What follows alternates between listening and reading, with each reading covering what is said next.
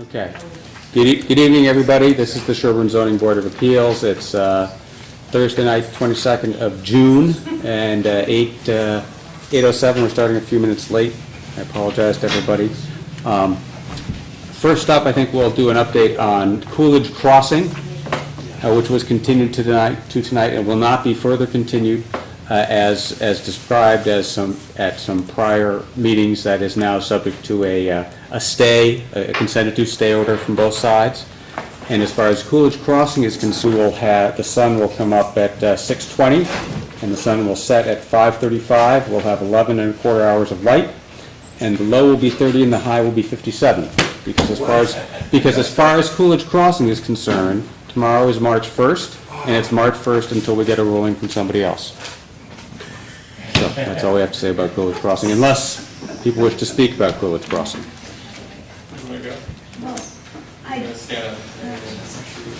Jade Hargrave, Rockwood Street. I have a question about what does this mean in terms of the appeals process? Sure, okay. It means, the best way to describe this is, they had a deemed granted appeal at HAC, and that's still going on, but that was going to take quite a while. And it became clear that HAC wasn't going to rule before July 14th. Meanwhile, a statutory clock of 180 days was going to run out July 14th. And the developer realized that with us having to decide by July 14th and him not having attended any hearings or brought any information in, we weren't really going to have any choice other than to just say, no, we're turning it down. And that wasn't what he wanted either. And therefore, a stay in which everybody just stands still, nobody makes any progress, nobody goes forward, nobody goes back, while we all wait for HAC to decide on the deemed granted, is what this outcome is. So that's why it was consented to by both sides. It went to the land court because our appeal is in the land court, and it went to HAC because their appeal's at HAC, and both HAC and the land court have said, sure, fine. That's, I hope, a good explanation. HAC and the land court have said your stay is fine, or I didn't understand the last sentence. HAC and the land court have both said the standstill agreement is fine. Okay. They're perfectly comfortable because HAC knows that it's up to them to decide when they're going to get around to looking at the deemed granted appeal. But this way, the passage of time doesn't help or hurt the developer, and it doesn't help or hurt the town. And the reason we set the clock back to March 1st was, let's say August 1st, HAC says we're ruling one way or another. Well, our remaining 180-day clock to July 14th from March 1st will then begin to run. If we had it start running from June 22nd, we'd only have a month. We wouldn't have enough time to react. If we set it all the way back to December 15th, that wouldn't be fair to the developer. We'd have a whole 180 days where, in point of fact, we've done some work. So that's why we picked March 1st. Okay. Fair to both. Okay. That's my answer. Okay. John Hargrave, 49 Rockwood Street. So what happens if HAC says yes and no? What are the possible outcomes from here? Sure. And again, town council is the expert on that. I'll give you my educated guess. HAC can say, we don't think this was deemed granted. There was one notice that was missed. They did a full set of good notices for the meeting of the 28th, and in fact, the developer asked specifically for the meeting to be moved to the 28th, so now they're having shot their parents asking for leniency because they're an orphan. So I think it's likely that HAC will say, sorry, no deemed granted, go back and finish. And so we'll just restart from where we were on March 1st. And presumably at that point they'll come in. Maybe they'll come in with a different project. That would be fine. The other thing they could say is, okay, we're deeming it granted, but even if they deem granted, they immediately send it back here for conditions. So we're in essentially the same position. And can you clarify what that means? We send it back for conditions. So what would the conditions be to having those 88 units? What conditions would there have to be about water delivery? What conditions would there have to be about open space? What conditions would there have to be about traffic patterns, the like? All the things that haven't been touched on. What will the septic, what will the wastewater treatment plant look like? What will the specifications be? Because right now, just a box in the plan says wastewater treatment plant here. That's like saying engine here on a car. You have to have a specific one. So it's almost certainly likely to come back here one way or another and wearing one of those two outfits. Okay, and they say, under one option, it says we go back completely to granting it, back to the beginning, or from March 1st. Under the other option, it's automatically assumed granted, but we come back for conditions, which means we work out the details. Is that a reasonable layperson's description? That's a fair way of putting it. Okay, so my other question is this. So this is what the woods behind our house looked like just a few months ago. And this is what they look like now. So I would say about 5 to 10 acres have been cleared at this point. This is an access road that is about 1/4 to half a mile long through the property beyond the 2 adjoining plots of land representing the 2 projects. And both of those, it seems to me that road is cutting through both of those projects. So that doesn't look like a stay. Well, they're not doing any of that under a building permit. What does that mean? Well, I think what they're doing is site clearing. If you're going to build a new house on your property, you need a building permit to do that. And if you were building 2 houses on your property, or 3 or 4 because it was a 40B, you need a building permit to do that. If you were building 1 house, you'd be under our zoning bylaw. How many acres, how far set back is it, and you'd get a permit to build that house. The road clearing work he's doing there probably doesn't need a building permit. So I understand that's within his right, if he Right. owns the property, to Right. clear it as he wishes. Right, and I'm not endorsing the practice, I'm just saying there's a technicality he's probably taking advantage of to do that. Clearing can require a wetlands permit. Right, right. Does this, because it is within wetlands that we're looking at this point. I don't know, that would be up to the CONSCOM to determine and issue a cease and desist if in fact what he's doing is in the wetlands. Some of that roadway was there from before, although it certainly wasn't cleared to that extent, and definitely the connection over to the other, Adjoining plot. it's not Coolidge Crossing, it's the, somebody prompt me, what's the name of the other one? It's Villages, thank you. Yeah, the Villages. And yes, all of the plans for the Villages and Coolidge Crossing show connecting roadways. I mean, that was the heart and soul of the town's argument that, folks, it looks like one project, it acts like one project. It was designed at the same time by the same engineers, literally using interchangeable names. Hack said, we don't think it's one project. Right. We're all agreed on that. So what do we, is there recourse at this point, whether it's through wetlands or something else? Well, Because it appears, I mean, from our perspective, it's moving forward. From our perspective, things are happening. well, So sure. regardless of where it is in the course, it looks like the project is in full swing. Okay, well, certainly the stay applies to the Chapter 40B proceedings and this board issuing a permit or not issuing a permit. So to the extent he's doing things that don't require a permit from us, the stay doesn't apply to it. To use a silly example, if he owned the land and he wanted to go down and cut down a single tree one day, he wouldn't need a permit from us, unless it was maybe in the wetlands. What if he wanted to cut down 2 trees? What if he wanted to cut down all the trees, again, outside the wetlands? You can do that on your own property, and it's not illegal. So that sounds like that's what he's doing, if I understand you correctly, and I don't think it's affected by the stay, and I don't think it's illegal either. If it's in the wetlands, that's different. That's a conversation to have with the conservation agent.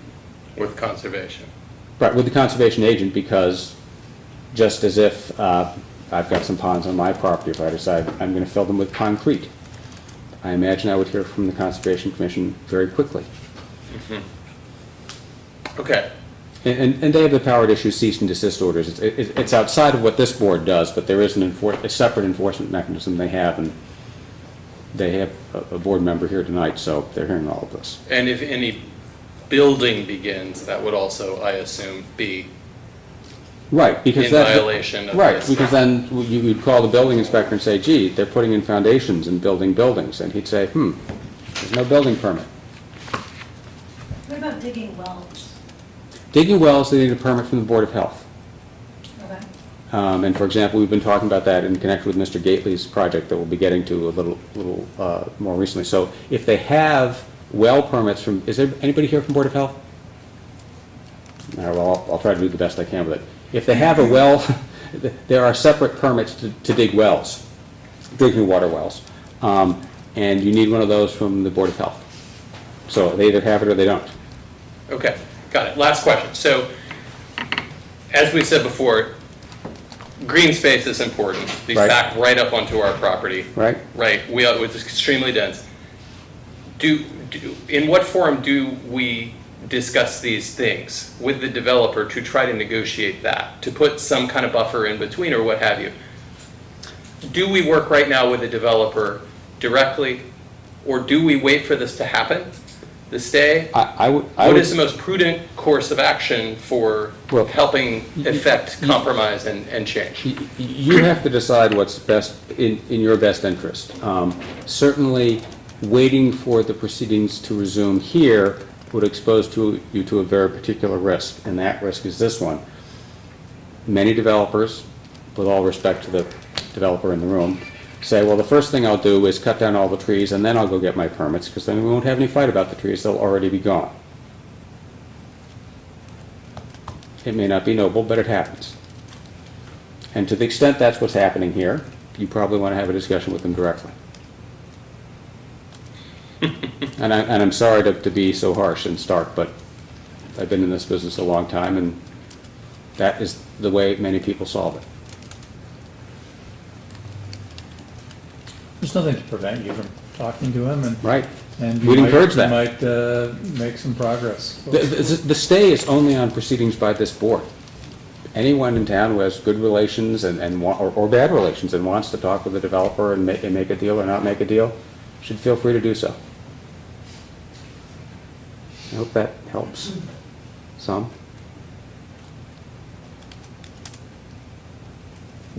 In this sort of situation, that conversation sometimes goes this way. Okay, Mr. Developer, I understand that you're cutting down trees on your own property and that you have the right to do that. It's very disappointing because it's going to sort of put the rabbit in the hat for when we try to have a discussion about a treed barrier later. I can't stop you from cutting down those trees, but I can certainly remember it. And I'm going to, and at some point you're going to need some support from some people in the town. For example, votes to bring, hypothetically, votes to bring water down from Natick. That'll probably have to go to town meeting. And again, I'm not the developer here, I don't represent the developer. If I did, I'd say, if you're going to need these people to vote for your town water line, don't cut down all the trees tomorrow morning, because you know you're going to lose all those votes. So is it the people who's voting or the boards that are voting? Well, bringing in water from Natick, I believe, is a matter that would probably have to go to town meeting one way or another. I don't know, I'm guessing on that. That's certainly not something that's within the purview of, among other things, the only project that's in front of this board right now is run entirely off private wells.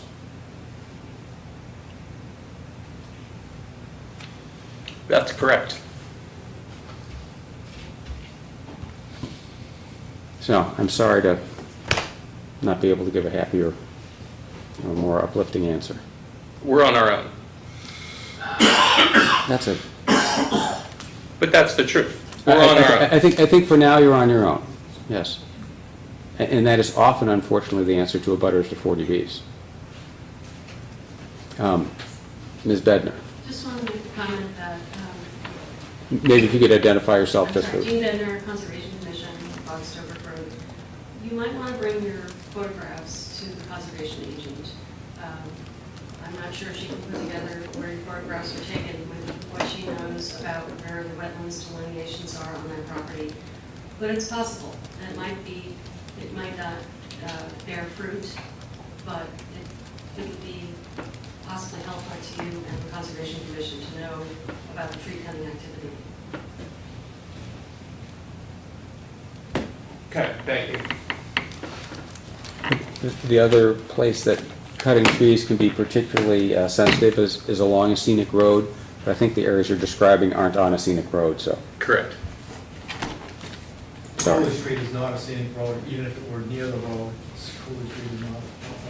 But one other issue that could be in play here is if you're disturbing more than 40,000 square feet of land, that requires a stormwater management permit.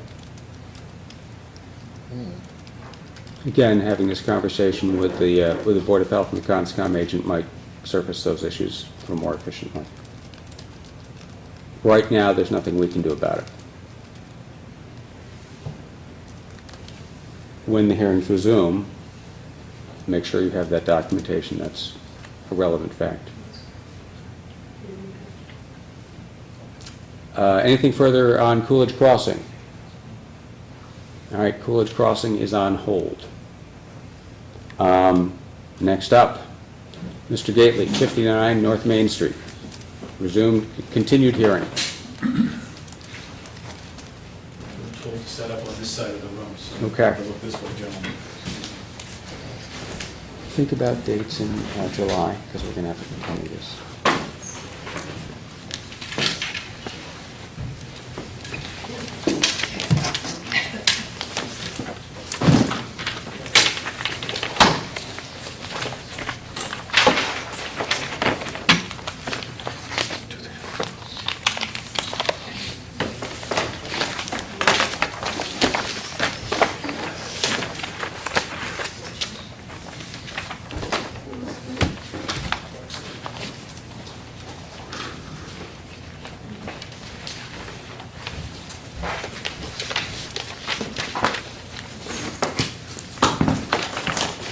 Just forgive him.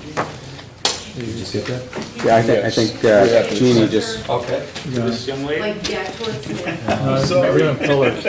Yeah, these are colors, so no, maybe a little bit. I'll take those. Oh, Thank you. yeah, oh, yeah.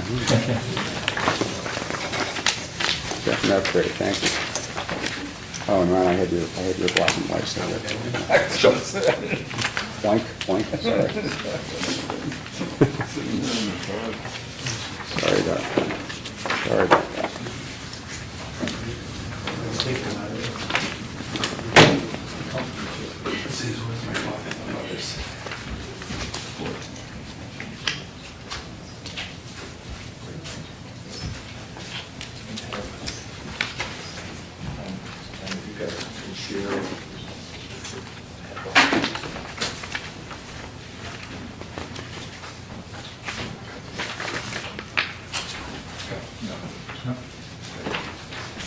Thank you for bringing extra sets. All set? Please. Okay, proceed. good evening. Ben Gately, Heritage Properties. I'm the project applicant for the 40B project located at 59 North Main Street. It is a 55 and over adult community. It has 12 units. There are 8 standalone units, which are showing on the latest site plan. And then there are 2 duplex buildings. So that's a total of 12 units, 3 of which are affordable, and they are designated on our plan. It's the left unit in this building, the left unit in this building, and the first unit on the right.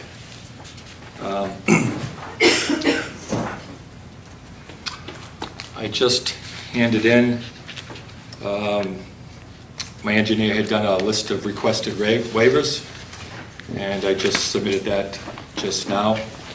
And I understand that is, we think that's a complete list, but I'm sure there will be something, so we reserve the right to possibly come up with some other requested waivers as we finish our project design. Just one thing I would like to correct from the last meeting. Last meeting I went through all of the department comments and our response to them. There was one mistake I had made on my response to the planning board, and it has to do with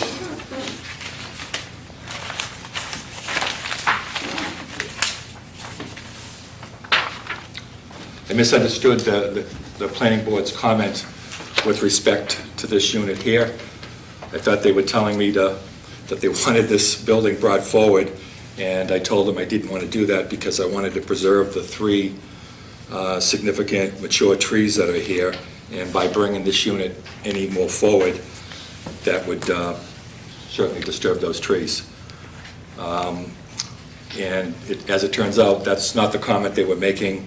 They were simply asking if this unit could be like this unit, where it would be front-facing. So from the street, as you look at the project, what you're seeing, or the first things your eye is drawn to, of course, is the first building on the left and the right, and they will be front-facing so that you're not looking at the side of a building. Excuse me, so you Yes. agree to comply with their comment? Is that what you're saying? Yes, so I am complying with, So you're rotating the building but not moving it forward to knock down the trees? correct. So it will be front-facing, just like the first unit on the left. What I just would like to, I know that last meeting there was a lot of interest in what these units look like, and I can understand, being on Main Street, how important that is to people in the community. So I've taken some of the comments from the last hearing, and I think I've responded to them, hopefully in a way that you'll like. Your packet here has 27 pages, and the first couple of pages is what's called a D unit. And that D unit is what I referred to in prior meetings as our feature house. And that is the first house on the left. It's the closest house to Main Street. And I've taken and made, I think, some comments. There was some, I guess, criticism of the look from the front of the house, and I think I've softened it. My architect has softened it. We've also added a chimney on the left side, which is certainly in keeping with a lot of houses in town. Thank you, by the way. This is a big improvement. Yes, yeah. And I knew you would like it. I was the person, I Yes. think, who was most critical of the Yeah. appearance Yeah. of that. Well, I passed your comment on to my architect, and I think your much improved. description was cartoonish. So anyways, I think he's come back with, I think, something that is certainly an improvement. And that's what this is. This is a sort of a work in progress, and I think we're just about there now as far as the design. So anyways, the top of this first page is the front, as you see it from Main Street. The bottom there is the rear of it, so it's the exact rear of this building. And on the second page, at the bottom, if you see that my architect has, I think, pretty cleverly taken and added what looks to be the front of the house again Second front. on the side. And that would be really in keeping with the rest of the front facades of all of the other units that you would see. And again, that unit would also enter from, let's call it within the circle. You're not going to see any garage doors from Main Street on either the house on the left or the right. And I also think that the side elevation here is very attractive, with the brick showing on the side fireplace, and that also gives us a little buffer for a little bit of a deck here. And you can see these are all going to have decks on this side, and then patios probably on the ground. So that is the D unit. I don't want to go through all of these, but I do want to mention there is a new unit that hasn't been submitted before, and that starts on page 19. the lower right corner are all the page numbers, and that's what we call the E unit. And this unit basically creates a first floor master bedroom, which is pretty much in keeping with what you normally see in 55 and over communities.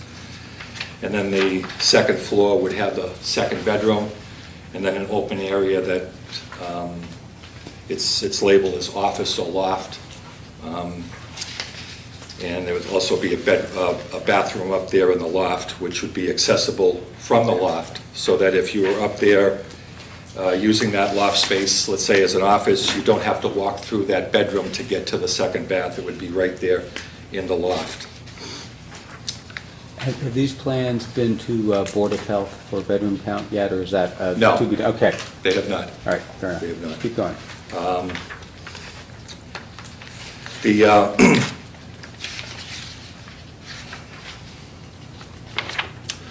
All of the plans here, and I think there is an A, a B, a C, a D, an E, and a G. My architect says it's never good to have an F plan, so we've excluded that. Nobody wants to live in the F house. So all of these plans here, we are showing unfinished basement spaces. We expect to have some walkouts on this side of the site, possibly starting right here and maybe ending right here or here. We're not quite sure of the grades, but there's going to be, I'm going to say 4 buildings, maybe 5 units altogether that might have walkouts. But all of our basements are going to be unfinished and basically just open space for storage. I've also made had some changes made to the affordable unit, which there will be 3 of, one in this duplex, and this front-facing unit. And that's Unit G, that starts on page 23.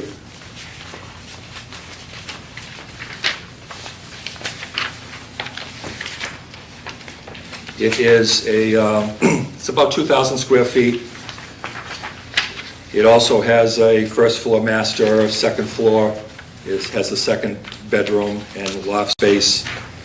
It is about 2,000 square feet, so it's still pretty sizable. How does that compare to the size of the market rate? Well, the market rate units are going to be sales driven.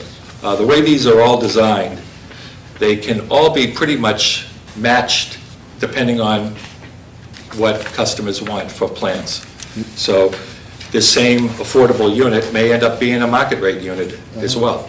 And I think it may be... So square footage, there's no square footage difference between market and affordable? No, there is. The affordable unit is about 2,000 square feet, and I think all the other designs are 23, 24. I think one of them might even be 2,500, the feature house, because that is the largest house on the site. It's one of a kind. So the way these were designed, depending on what customers want, these can be sort of mixed and matched and put pretty much anywhere on the site, and pretty much anywhere, even the duplex building, which will always have a G unit, because both duplex buildings will have an affordable unit on the left side. The other unit that it's next to could be just about any one of the other units that are here in your packet.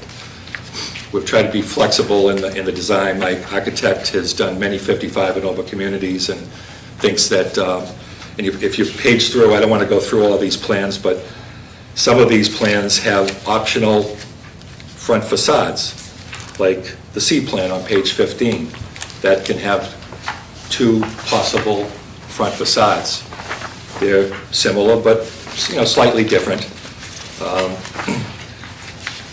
How are you, I agree, running through all of them would not be effective. Tell us how you're going to work the E unit. Is that the E unit, that's the E is right the- side closest to the street?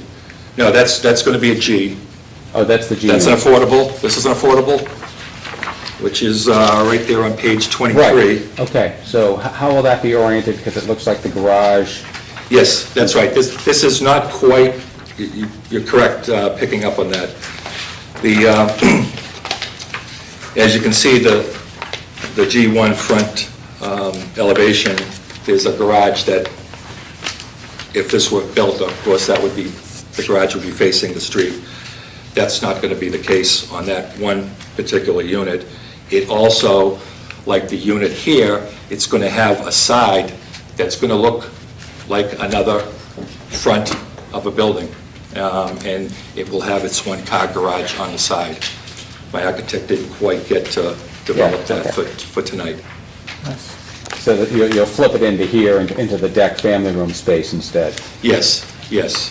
When I walk on this site, will I be able to differentiate visually the affordable units from the market units? No, I don't think so. I mean, if you just looked at this, the front of this G unit, which is the affordable, and could also be a market unit, and you just look at the front of the other 5 units here, I think it blends right into the community. I don't see much of a difference, if at all. And I expect that we're going to have a couple of market rate G units as well, because it is going to be a lower price point and may appeal to somebody. It's got a first floor master. 2,000 square feet is plenty sizable, especially in the 55 and over market. And we've tried to disperse them, even though this is a small community. I've done much larger 40Bs before, and it's, to me, this is dispersed throughout the community, having one here, and one here. Somebody might look at that and think differently, but like I said, it's a small community. Only so much room for this person. No, that's right. The last page, I just thought I would point out, because that shows you one possible combination of what the 2 duplex buildings here and here would look like. They would both have a G unit, which is the affordable, on the left, as it shows in this elevation, and on the right, we've combined it with a C unit, but that could actually be, I think there's 2 other units that could also go next to that G unit and really look very similar to what you're looking at right here on page 27.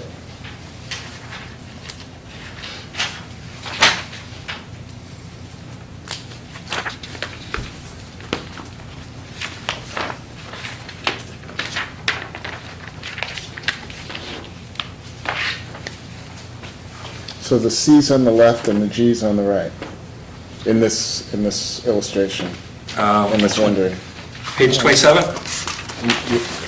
This one? Well, Yeah. the last page? Yeah. Yeah. I look at the G is actually on the left. And on the right is a C G's unit. got the one. It's a photo reversed. Yeah, It's a I photo got flip. it, I got it. Yeah. Oh, and then, yeah, okay.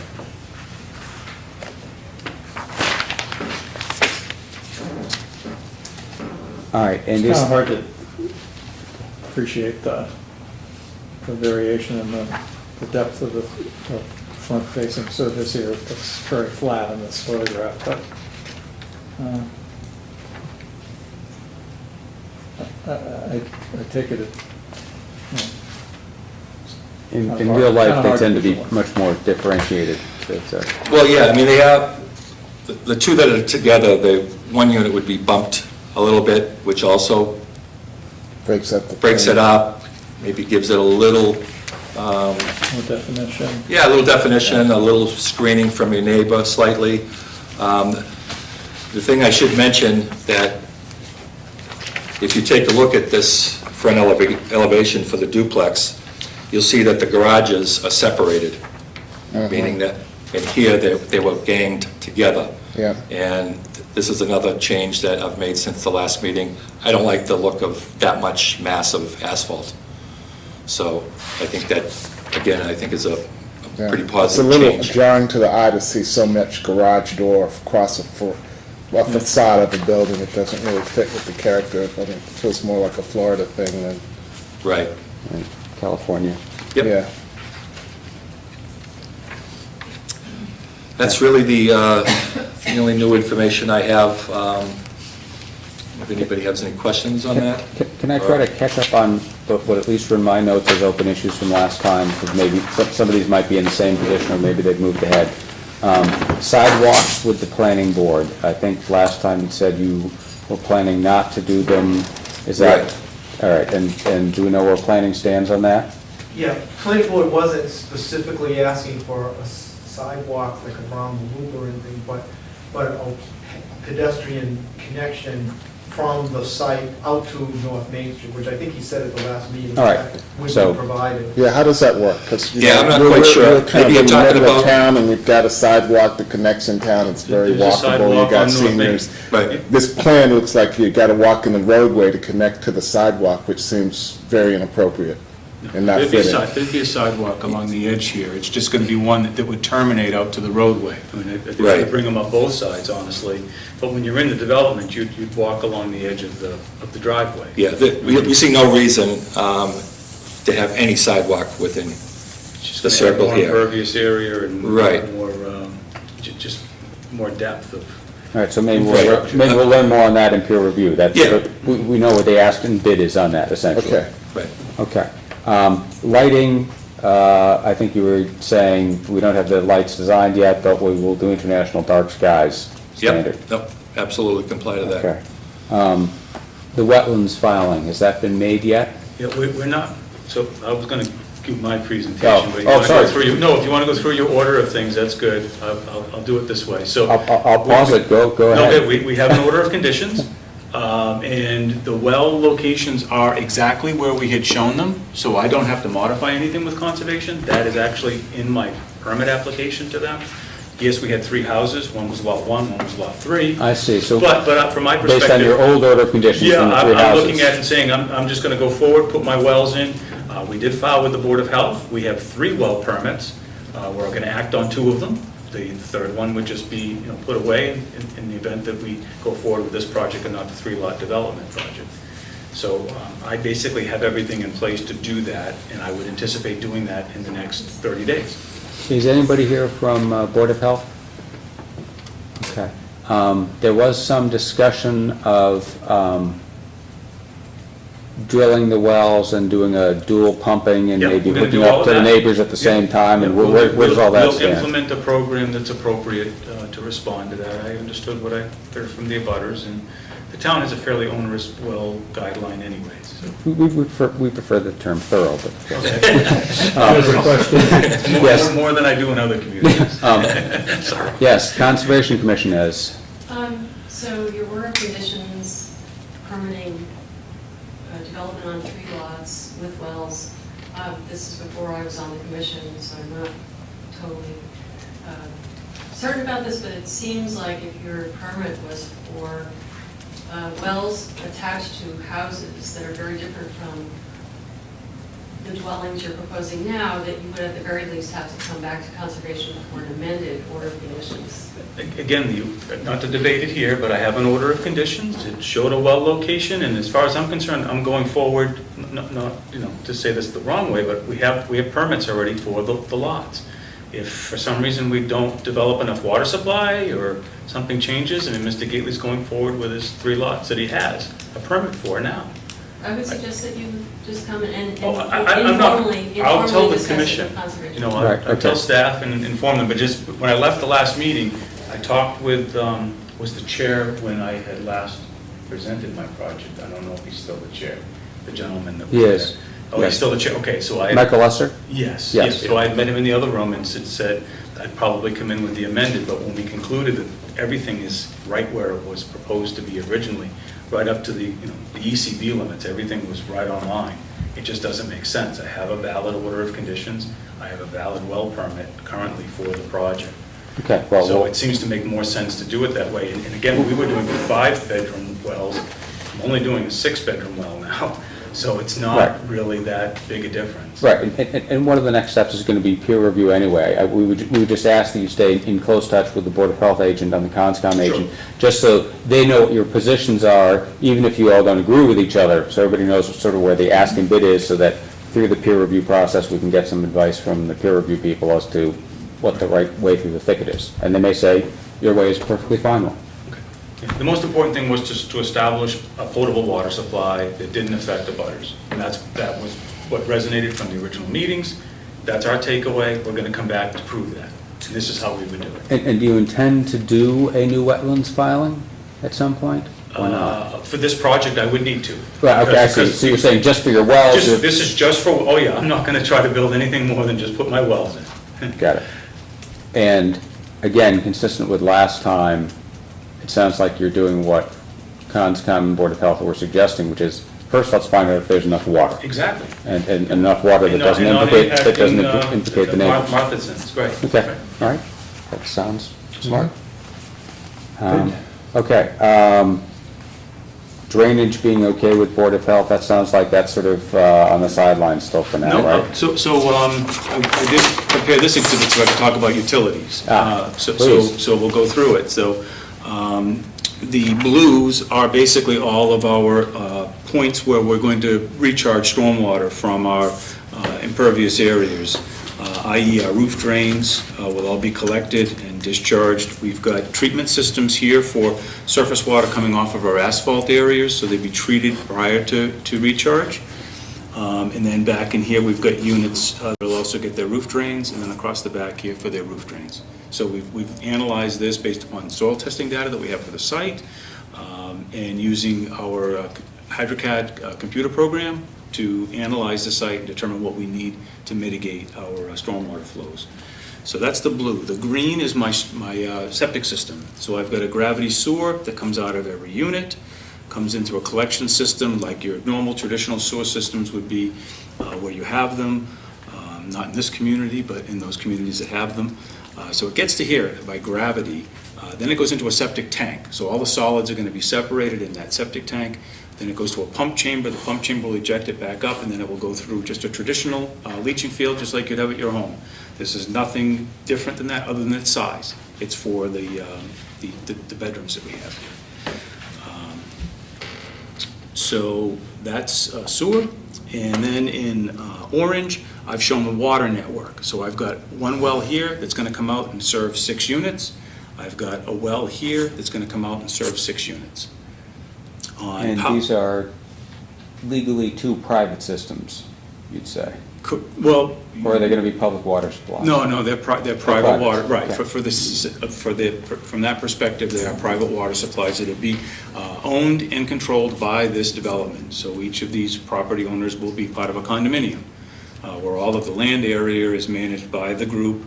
They would own their separate units and have unit spaces with condominium documents to support that. In yellow, we've got overhead electrical service that goes up and down North Main, where you're going to get your telephone, electric, and cable, and internet, be it Verizon for tel and cable. So that would come across with an overhead pole. So that's going to come across, we'd set a pole here, then we would go underground through our development. And again, the yellow is showing the feeds coming to each unit. The other item I was going to show, I believe, is on my front sheet.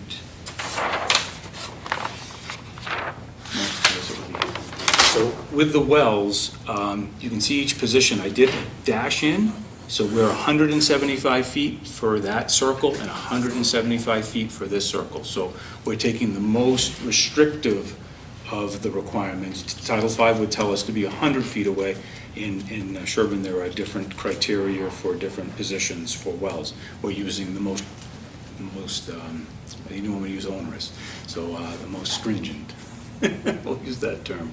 The most stringent requirement for that. And then I've identified where the abutting wells are too, so that you can see where those are. And there are circles that represent where their wells are to our leaching area. And we're well outside for where we're going to discharge our effluent, and then we're well outside from where we're going to draw our water. we've tried to get our wells as far away from everyone as we can. You can see that actually my line does clip the Martha's as well, so we're 175 basically from their well, to that position. Could you speak up a little bit and just repeat the last sentence? Yep, I've identified all the wells on all the abutting properties, Uh-huh. and in particular, your well located here. Yeah. And then I've shown that we're 175 feet away from your well. Okay. Okay. And the front exhibit we started with, this is the erosion control exhibit. So what folks would recognize is when you come into the site, there would be a riprap cover over our surface until we get our site paved. So all of the construction equipment that comes in and out of this site would be having to go through that so we can control the quality of stormwater that would be entering into North Main Street. And then we've got our erosion control barrier coming around our site. We've got a temporary area where we had to do some mitigation of existing structures that were located within that portion of the site. And then this would be our permanent limit for construction of the project. And the other item I wanted to identify in this plan was this is our emergency vehicle. So being able to come in and navigate through the site. It shows all of its appropriate turning movements, and that will support fire emergency vehicles coming in and out of the project site. The one thing I just wanted to reiterate in what Vin presented, that I think he made the statement, but I'm not sure it resonated real well, is he's trying to create a market-driven project. I know you folks had mentioned you've got a project in town now that is not done very well. And Not your project. Yep, but Vince definitely got good vision here, and I know the architect has some good ideas. That they're committed to that feature house. That's it. That is the plan. The idea here is that someone could come along and select unit number 2 and then pick from the portfolio of plans. We've taken I believe the most conservative way of looking at it is a 2-car garage and this unit. There are 1-car garages and it's a smaller footprint. So if anything, it's going to get smaller. So from my stormwater perspective, I've designed this on my worst case scenario. It can only get better. I'm not going to change my infrastructure because all of a sudden we started building some smaller units. We're committed to the larger project, should it go forward that way. But if someone comes in and selects unit 2 and wants to do the smaller footprint, by all means they can. When you come up to the duplex units, what Vin is stating is he's making the commitment that he's going to do the smaller unit within that combination, because then it will separate and you won't have this wider asphalt area. So to me, those are going to get more fixed, although the second unit in it could be the larger unit that's there, or it could be just 2 smaller units if the party that wanted to do the market rate one wanted a smaller So one. you're saying the impervious area will never be larger, it might be smaller? Right, exactly. And it's just, so from my perspective as a designer, we're just trying to put forward the most environmentally sensitive project we can, and then conservatively, in that the infrastructure supports the worst case scenario that we could be developing here. So that then he can make those changes. And the only other one, I guess, that we'd be committed to is that this one here would be the forward-facing building, and that was just a mirror on what was in there, and then it would just be a side entry garage versus the front entry garage. So those would be just the details that I'd outlined to you. And if you had more questions that were on your list, tell me to answer that. Will there be any emergency electric power Generators. generators? Are you going to do that? Not standard, but yes, that would be an option. I've done that in most of my communities. You've got gas here, don't you? Yeah, we have gas Natural here. gas here, yeah. Wow, Right. It's easy then.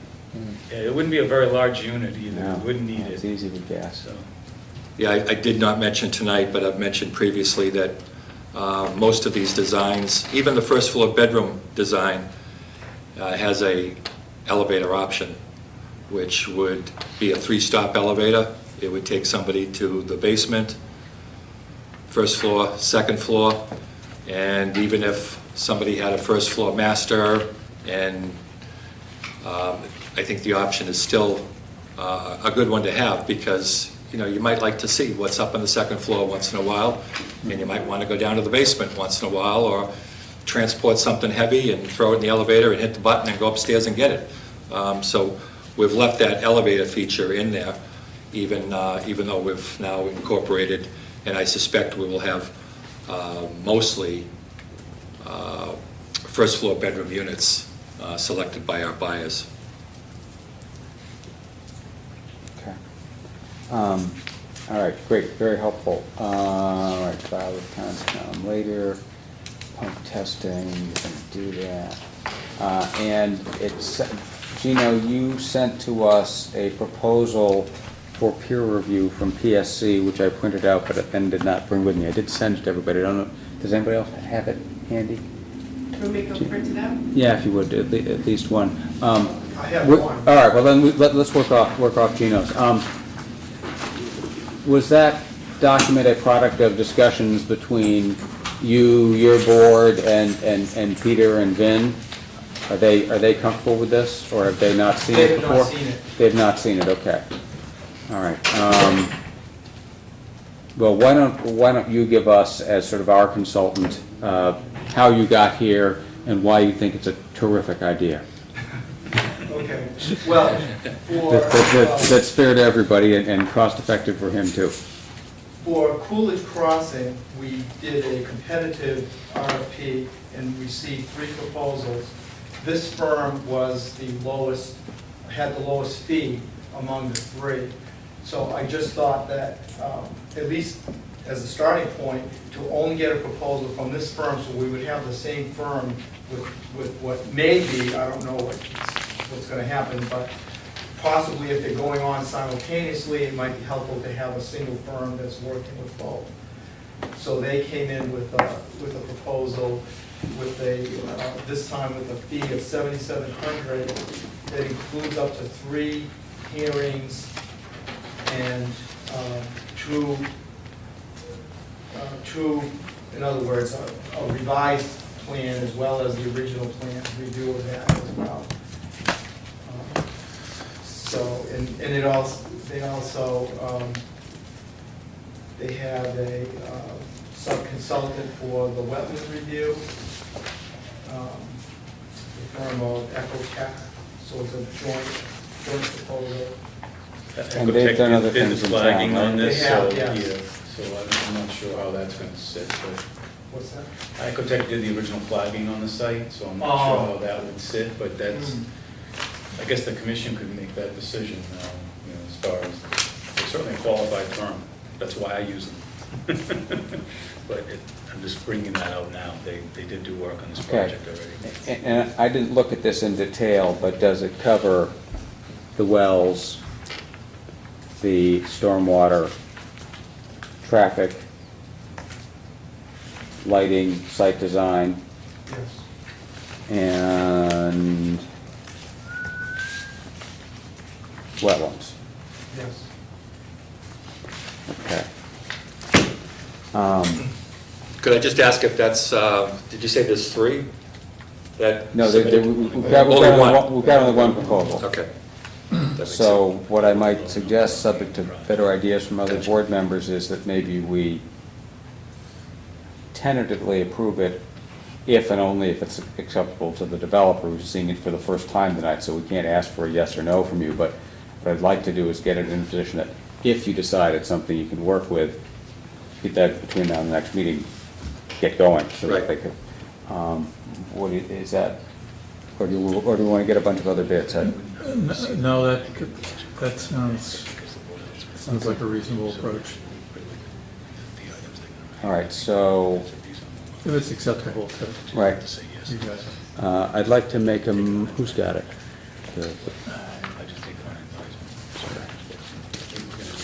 I'd like to move that the board tentatively approve the proposal of June 8, 2017 from PSC as arranged by the town planner, and we're thankful for his help.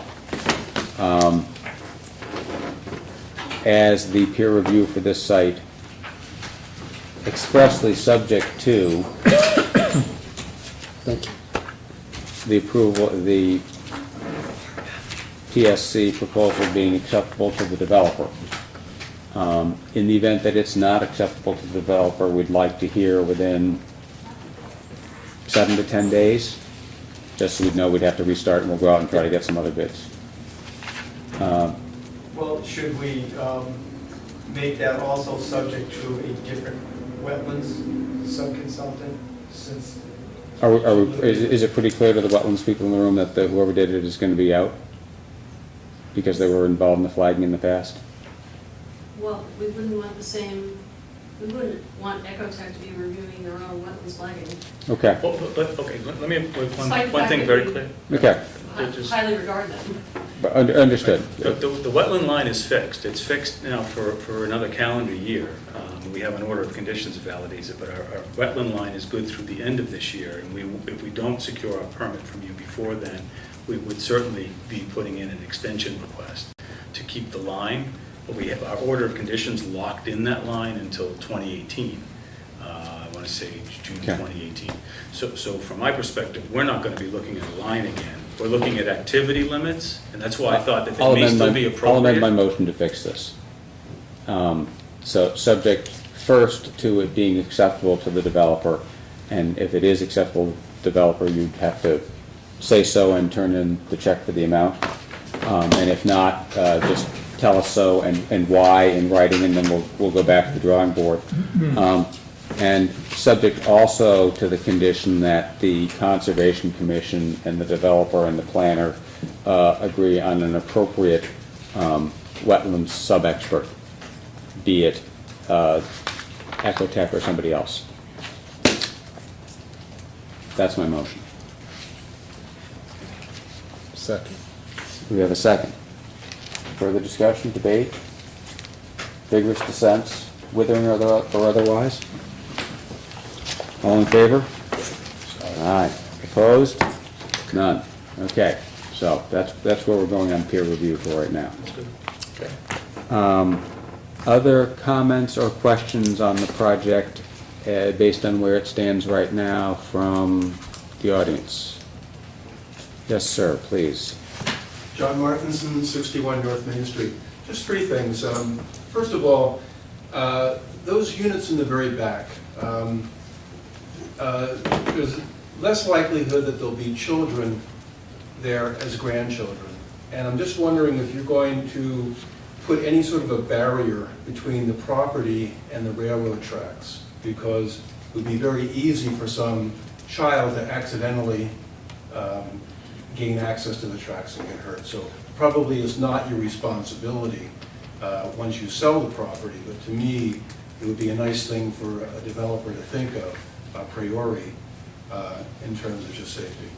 So that's just a friendly heads up. Second thing is, are you at all concerned about selling those units, because they're so close to the railroad tracks, and we're distant enough away that we do hear the nightly, what is it, the train whistle.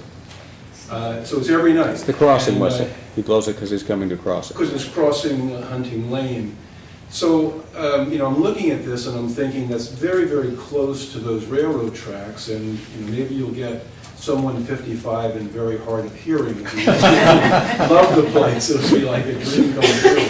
But that's just a little bit my concern. I would assume that you've thought of that, but in terms of selling the units, I see that as being problematic.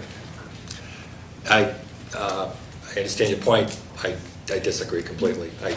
That train track is, I don't know how many trains come through there in a day. If is there? Three. Three. Isn't Okay. The reason I say Yeah, I don't, it's a 55 and over community, and also your other question about a barrier, I am absolutely dead against the barrier, especially a fence. I personally don't like the looks of fences. I like natural barriers, natural landscaping, arborvitaes, things like that, but, a kid can just crawl through those. So that's more of a visual barrier, not a physical barrier that's going to keep somebody from the train tracks. Gino, maybe you could have that included in the site design review as to whether or not that's a good idea, bad idea, or what. So I leave that to you. I'm sure it's not your responsibility, but it just seems to me that if there was an accident, or if I was looking at this unit, that it would in terms of resting assured, but I see your point. Yeah, I mean, An interesting interview you might think of is the property owner on Hunting Lane that is adjacent, because he's very close to the railroad tracks, and just in passing, I talked to him, and the whistle, it really is quite loud there, so relative to where we are, we're not so bothered by it, but I just have a feeling that you may have problems. The last question is this: if you could flip to the picture that has the green boxes. One is the leaching field, and the other is where the solids are. So my understanding is that the large leaching field is more than the adequate distance from the various wells of the property owners.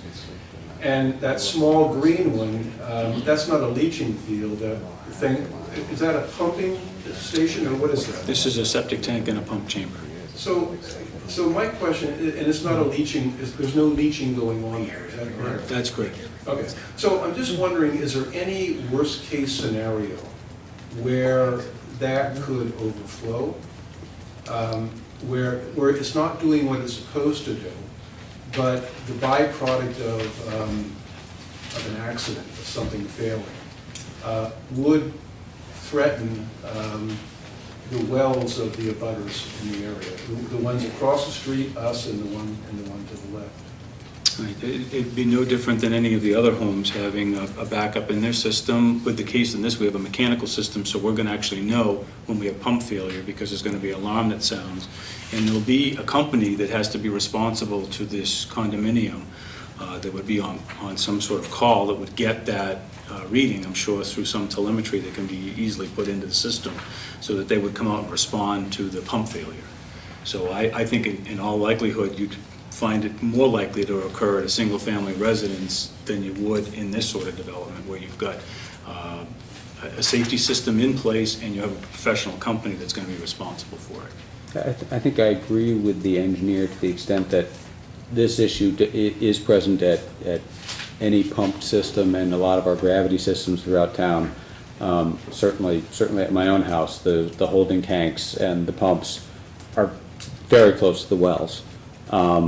And we don't worry about, they're pretty robustly designed. Perfectly fair, but we're not talking about one property, we're talking about 12 units. Right. So it's just a question of mine, because I'm thinking of, for example, it may reinforce the reason for a generator backup.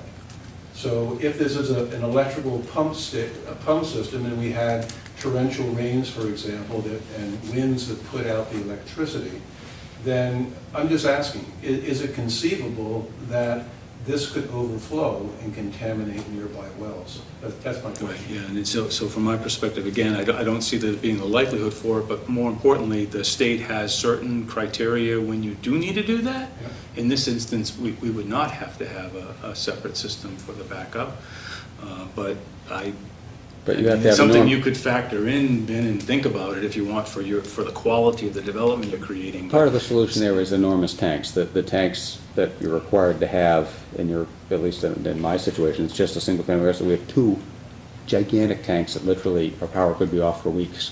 So just to be clear, so there's a scaling factor here. So if it were a single-family home, Right. there would be a certain size to the tanks. Right. And if you have 12 units, it would be substantially larger. Oh, yeah. Correct. Yeah. Maybe not 12 times as large. Right, but it's a fair engineering issue and should be part of the peer review, which is the system large enough and robust enough to, as for all of the single-family residences, to be able to endure what if the power's off for a while? Yeah. And just to come back then to your comment, I can totally see why in the back part you would not want a fence. But that's really, to me, an extreme. All I'm asking is there a design that would sort of prevent an accident that would be tasteful and consistent with the property and the nature of the homes in that area? It's just something to think of beforehand rather than afterwards. Okay. We had Thank a you. question here possibly regarding the system at my house, yes? Peggy Novak, Mason Hill Road, I'm fairly familiar with that system. It actually is just a comment that you can take it in a lot of different directions. Because all of these homes, like all of our homes, will be on private wells, they're dependent on electricity. If we don't have electricity for a period of time, they have no water, so they're not Right, they won't be flushing their toilets injecting water anyway. into the septic system. Right, But then you also will have 12 units with no water, no ability to flush toilets. So it creates a different, but related issue. And I don't know how that affects your feelings regarding backup generators. Right, no, I mean, we all have emergency action plans in our homes. We have a hurricane coming and you're gonna lose power. I mean, people fill their bathtubs up, you do certain things, it's gonna get you through a period of time. Is it gonna get you through, weeks? No, but I think we took our worst case scenario. I know where I live, we lost power for probably 5 days. Was it 2 summers ago when that hurricane came through? And it was difficult because we didn't fill the bathtub up. But it was summer, so I mean, you made do. All I can say is that there are systems and protections, and an emergency generator could be put in to support that. Is it necessary by statute? No, but it could be made part of it. The same thing for powering the wells to provide water supply. I mean, that's something that could be provided. If you know you're going to be down for a long time, I mean, people can come in and put on a generator for a short period of time to support that as well. So there are ways to do it. okay. Other questions not specific to the septic system at my house? Yes, Oh, go ahead. I do have a question. Lorraine Marthinson, 61 North Main Street. So this is not a condominium development, or is it? Is it? Legally So it is. there will be an association? Yep, yes.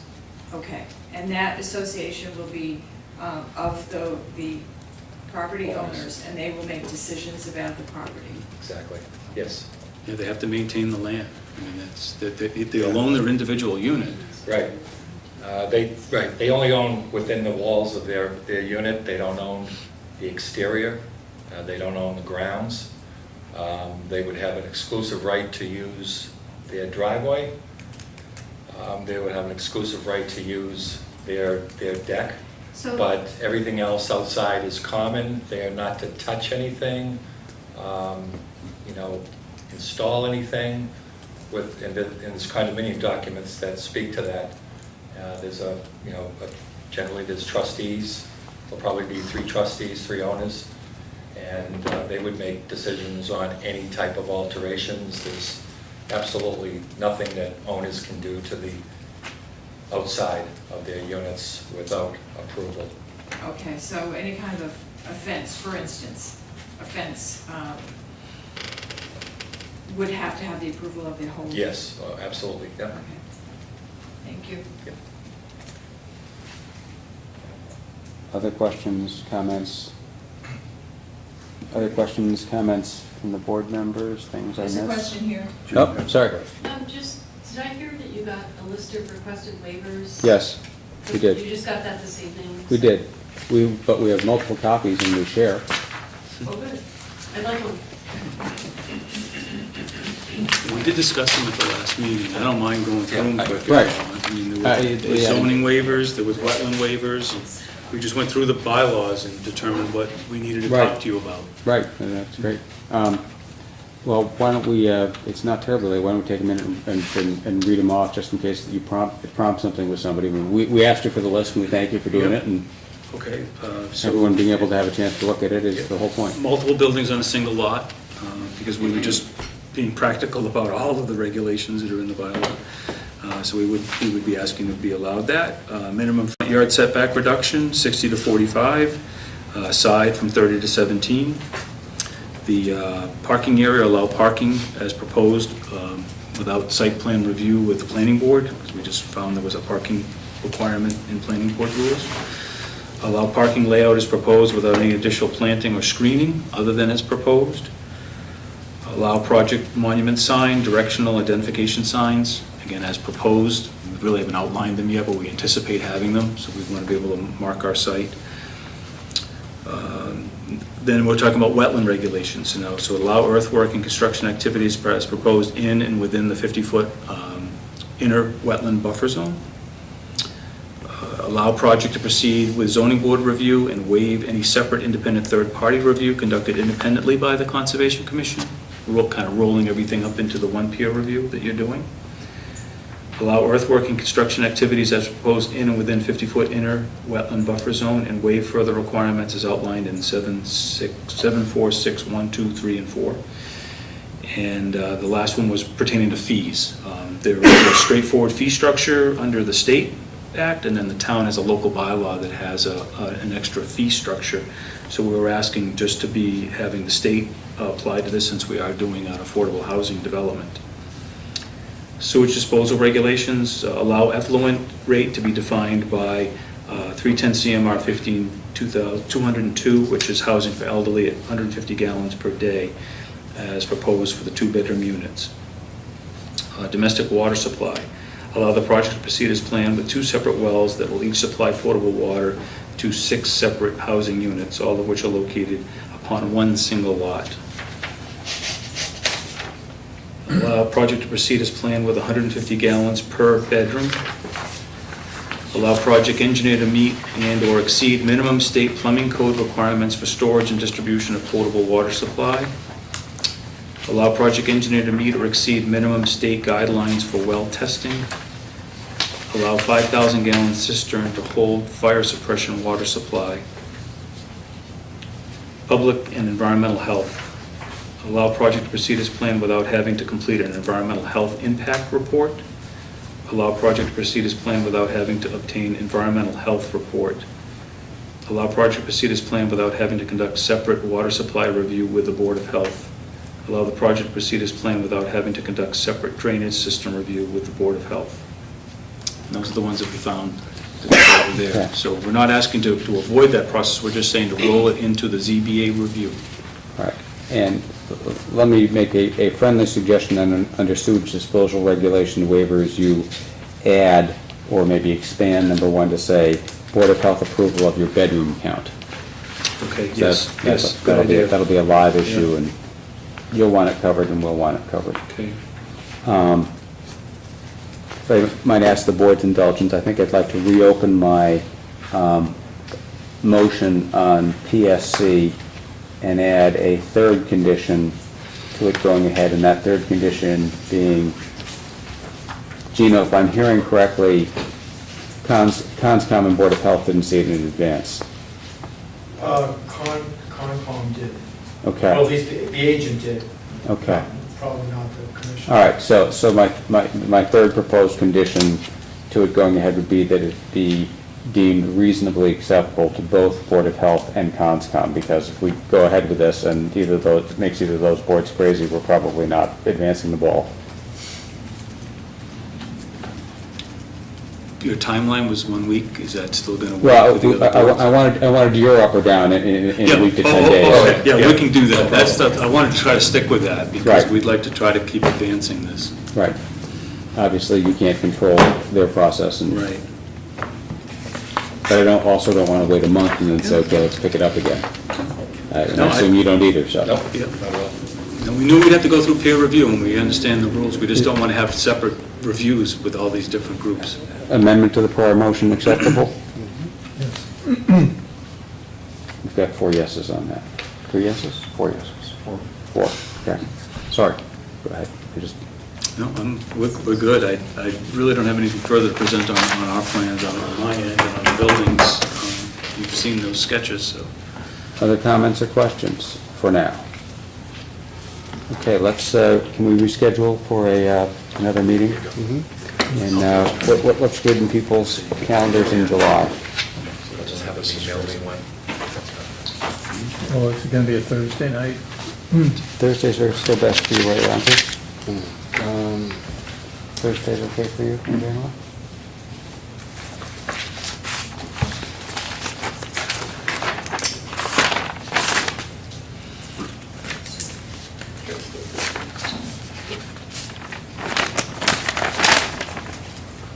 any Thursday in July is fine for me. So what's, I don't like the last week. 6, 13, 20, 27. so you don't want, which week? The last week. Is it too late for you? Yep. 13? 13th? July 13th? Going once? Great. 13. Up, hold on, yes? This, if you want this room, the selectmen are already meeting the 13th. We could be in the other room. You don't care? Okay. They're rooms. I'm not sure we'll have our water supply work completed by then. I'm not to postpone you, but I'm just being realistic about, timing on things. It was the last 2 weeks in July were out for The last week. the last week was, So the 20th would be the week after just give it a that? little bit, it's only, 'cause right now we're in the last week I could in not do the June. 18th and 19th. 20th, July 20? just to give us another week. Me. It's possible, well, let's continue this to July 20, 8 PM. Fellow board members, it may be that if things go well, one of you will have to run the meeting because the other owner of the septic system at my house and I are trying to go away at some point. On non-septic system related matters.